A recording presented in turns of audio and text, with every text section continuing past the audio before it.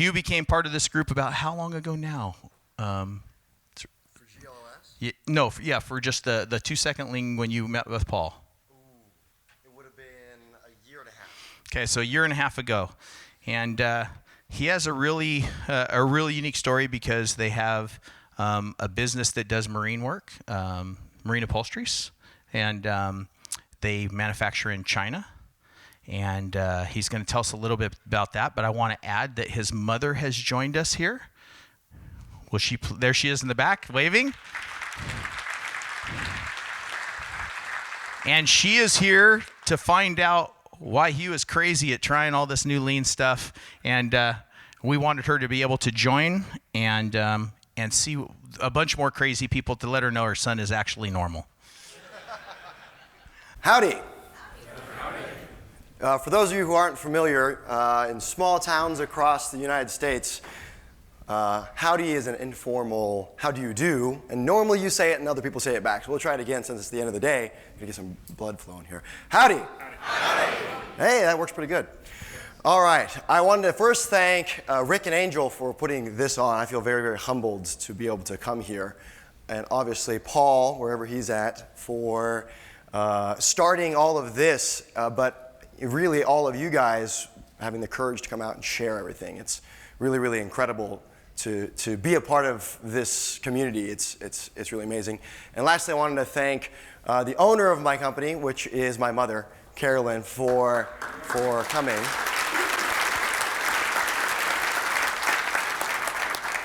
When we started out, there was an extreme amount of conflict, to put it politely.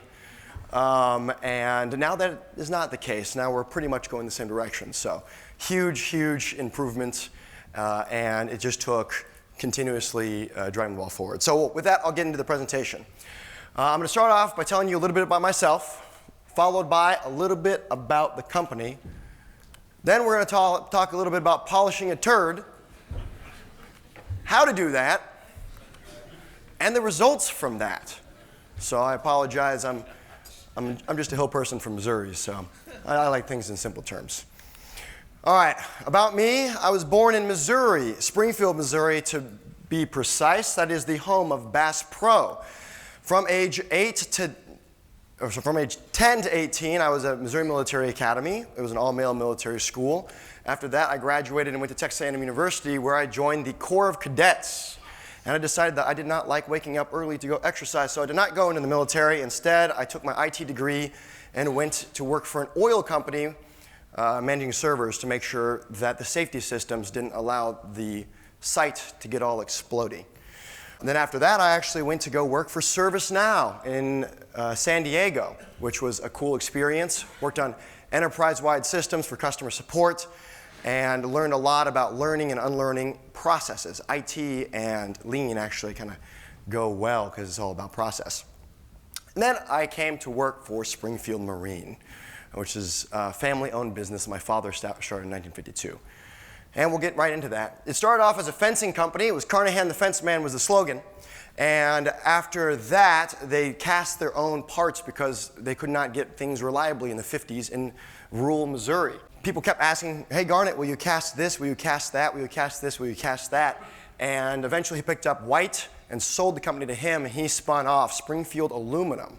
Springfield Aluminum then organically developed into Springfield Marine because the marine industry uses a lot of aluminum because of its anti-corrosion and strength properties. Then in the 90s, 89 to be precise, I guess in the 90s, they went ahead, my parents went over to China, and they spun up a facility in China, which was very, very lucky, and you'll find out why in a second.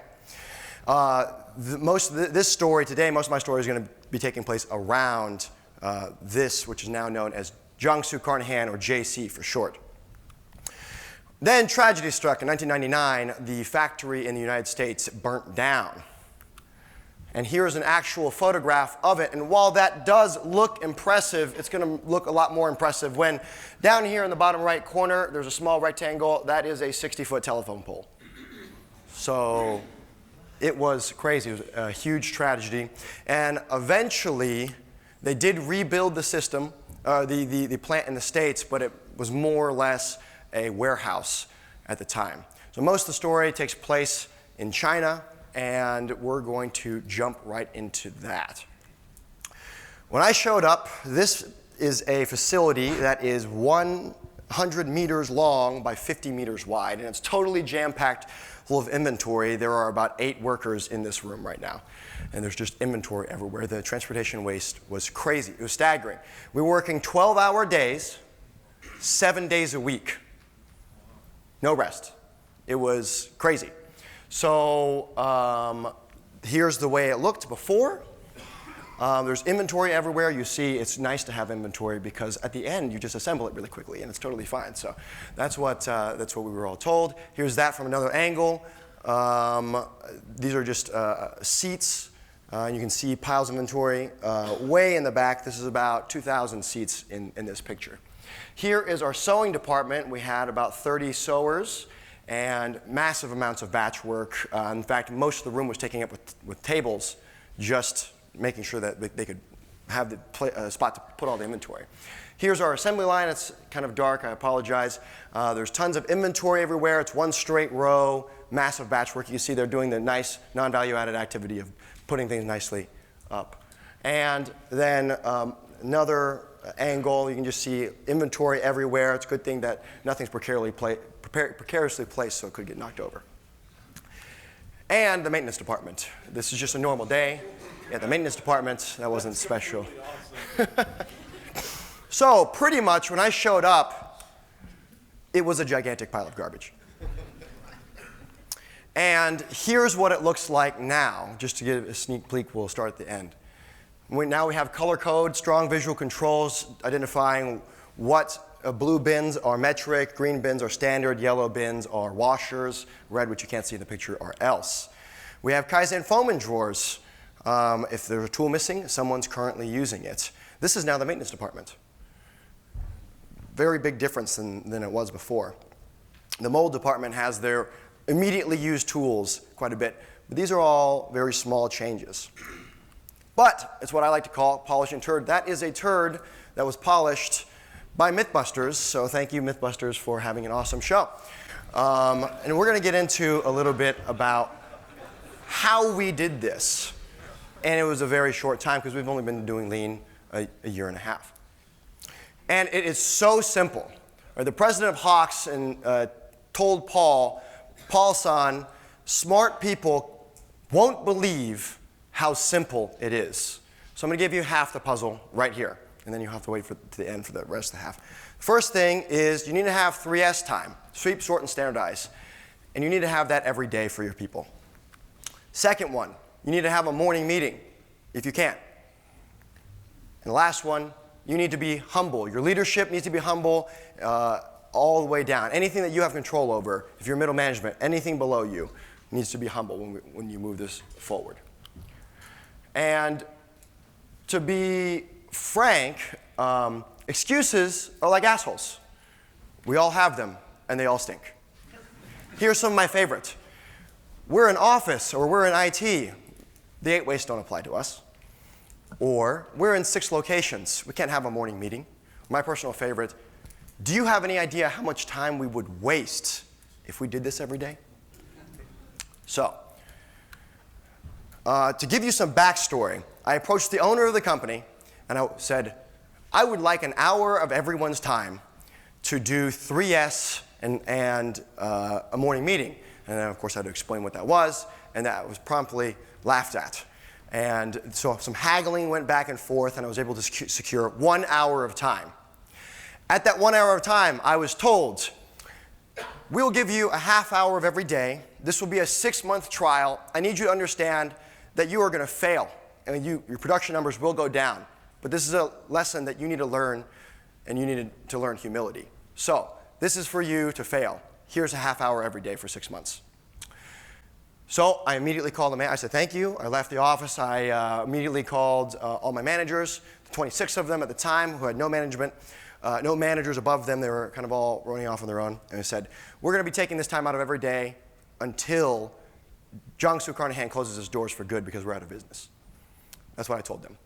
And from there, we moved forward. And at the very beginning, we didn't have 3S. We barely even had 1S. We had 30 minutes a day, and they were just cleaning. They weren't even doing clean to inspect and looking for problems. They were just cleaning.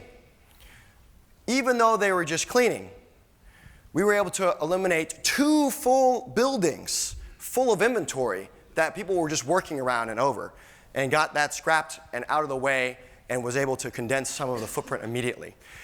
Our ship rate went from 4.5 40-foot shipping containers a week to 5.5 shipping containers a week. At that time, we cut the work week from 7 days a week to 6 days a week. You would have thought it was going to be a riot. They wanted to work. It was the strangest thing. Even with that, our production numbers did not drop. And in the first year, we had an 18% increase in shipping containers shipped that year and a 9% decrease in cost. And that was just from 3S'ing-ish. So then enter the morning meeting. Everyone says, crawl before you walk, walk before you run. And it felt a lot like this guy. You had a hillbilly from Missouri trying to communicate radical Western ideas like maybe the guy on the ground knows his job better than you do, to an Eastern audience that's been taught obey and don't question authority. We had managers and 350 workers who didn't want to be in the room after we had just made them clean. Everyone thought it would be a huge waste of time, and it was horrible for at least 3 months. And then it slowly got better. But we didn't give up. It was myself and Pat, the plant manager. We led the morning meetings. We had 0 content. We didn't have videos. There was almost no lean content built out in Mandarin and Chinese. So I kind of had to build it all and also like explain stuff, and then got things wrong, and it was very interesting. So it was just the most boring thing you could think of, but we kept pushing on, and it just continued to grind forward.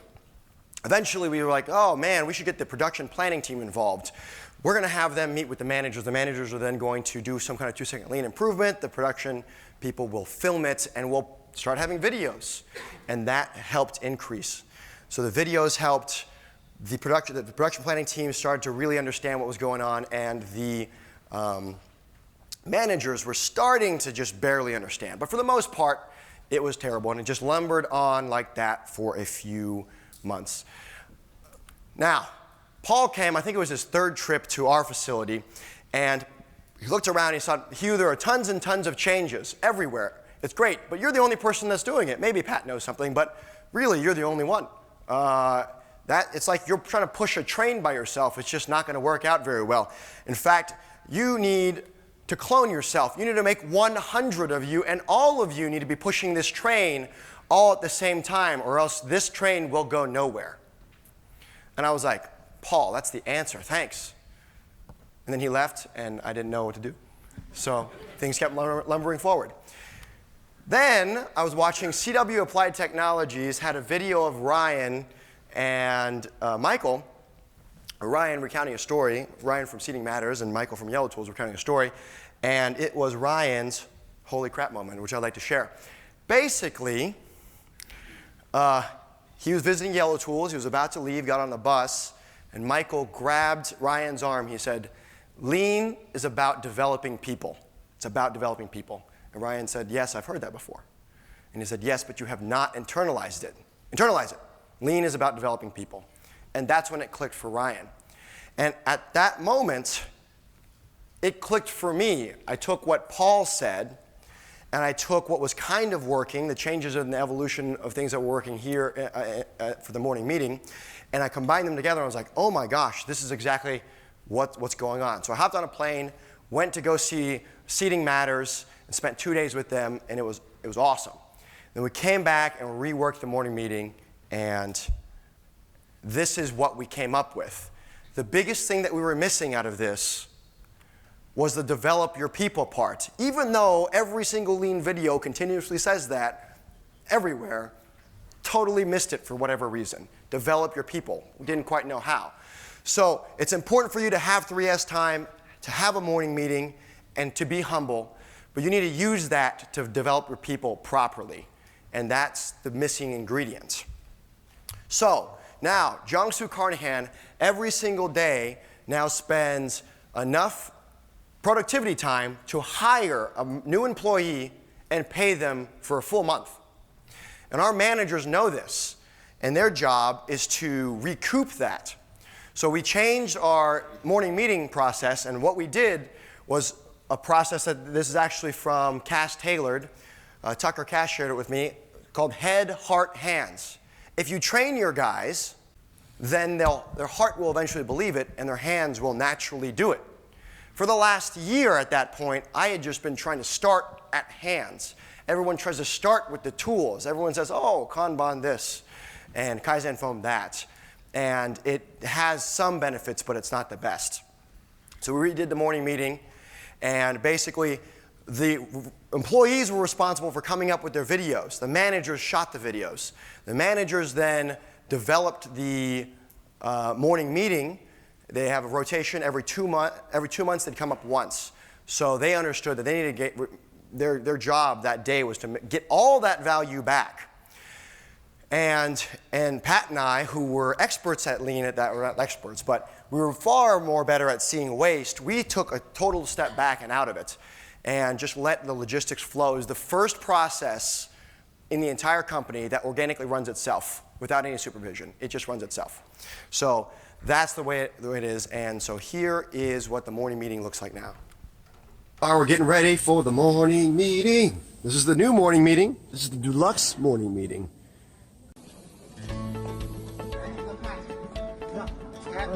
Good to see you. Yeah, Neo! Yeah, all right. Morning meeting starts off with a big hearty good morning, followed by who's going to be leading tomorrow's morning meeting. After that, they give a big thanks to anyone who helped out the day before, and then they say what they're thankful for. We then go into the 8-waste story from beginning to end, and then we delve into one of the wastes for the day. After that, we show videos of examples of that waste. That's what you're seeing here. They're teaching about what overproduction looks like on the line this morning. After the 8 waste for the day, we do upper body stretches. Next is a 2-second lean improvement for the day. More stretching. All right, then it's the office workers, 2-second lean. And we have neck exercises. And we finish off with a product lesson. So at the end says smile. You're doing awesome. We're glad we could bring you along for our morning meeting. This was one of the hardest things to get management to approve, and it's one of the most gratifying. Everyone's unified, we're on the same page, it's easy to disseminate information. If you don't have a morning meeting, you gotta get one. Thanks, see you next time. It's unconfirmed, but I believe, between Paul and I's conversations, this is the largest morning meeting on Earth. There are larger companies, but they don't meet every day. And we made it happen every single day.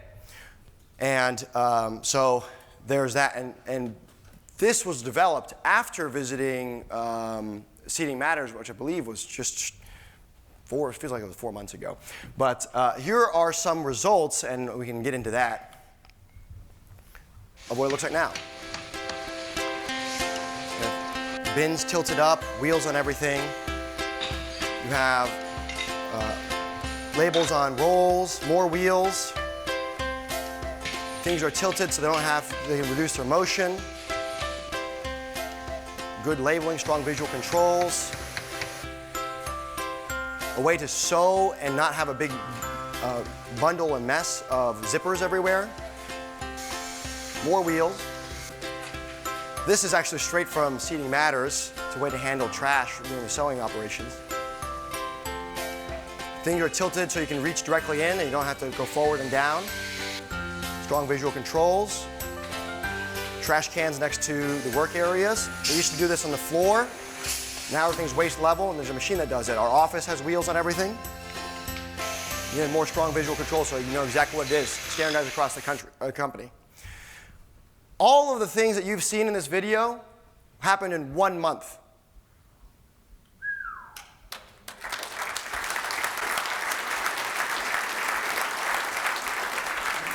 It was 1 month. It was after I went to Seating Matters. It came back, totally redid the way we did the morning meeting. And after a year of gruelingly pushing the train by yourself, we now have the system set up to develop our people. And it was really, really just incredible, that way that everyone came together. So we went from tons of overproduction, working 12-hour days, and now to this in a month. And all it took was the previous things that we were discussing. Now, in 1969, we went to the moon and back with less power than is in our cell phones in our hands right now. They didn't make any excuses for it. They just made it happen. What excuses might you be making? Thank you.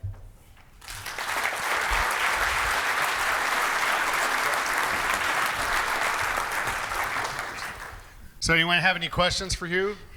I do, back here. So Hugh, so doing business in China, and all of us here in the United States, you know, we see all the things about all the ships coming over and container after container of things from China.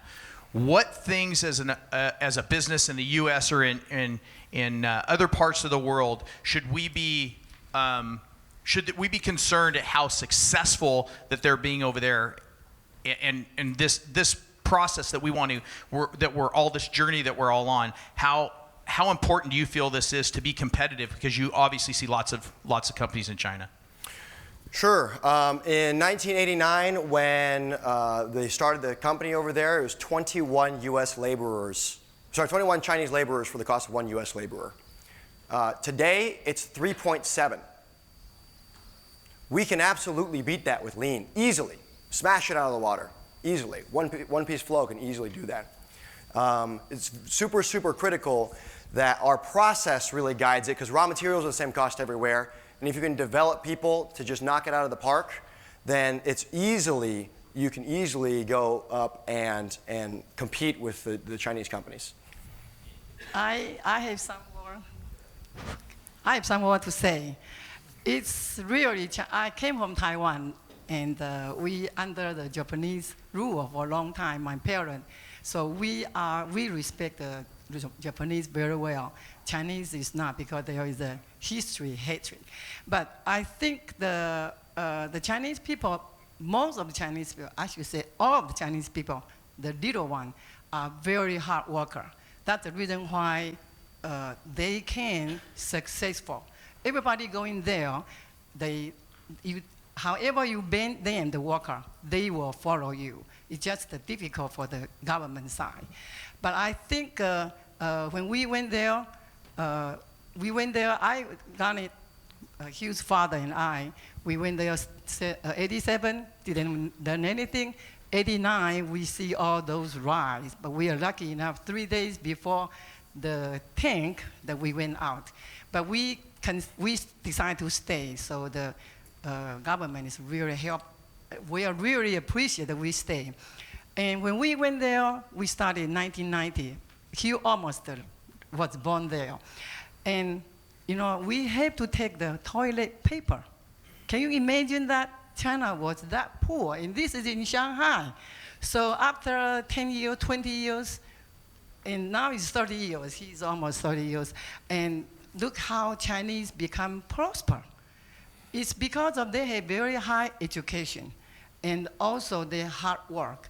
And I think American once was that way. And I hope that America need to be really cranking up, coming back, all the manufacturers. I really appreciate seeing so many manufacturers here today. And Paul was right, that I was very, very nervous when Hugh started to change our Chinese plant.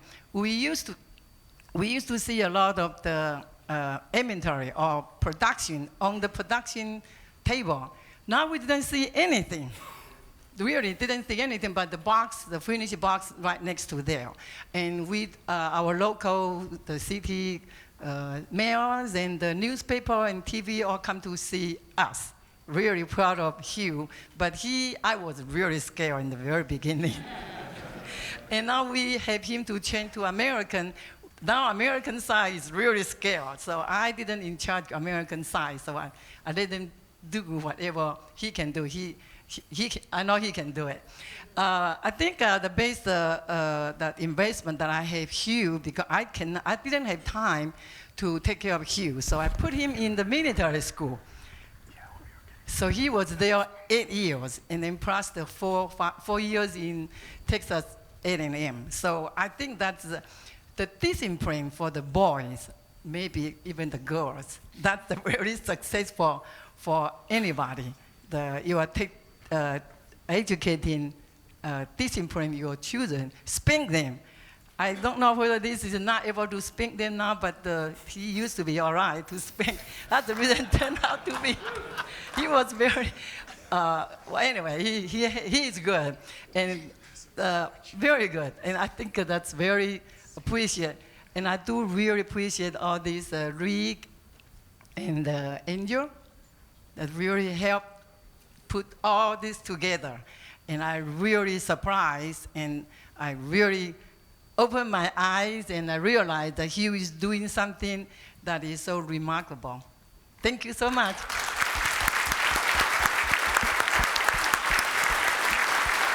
That is an incredibly proud mother right there. So we have time for one more question, and we'll give it to Brett.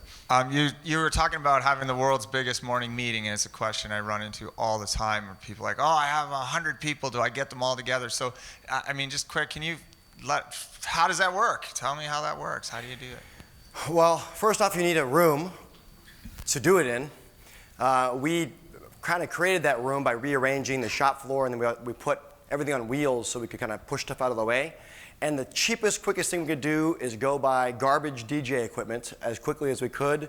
And then we found an old projector, and we hung a sheet on the wall, and that was our setup for a while, for about a year.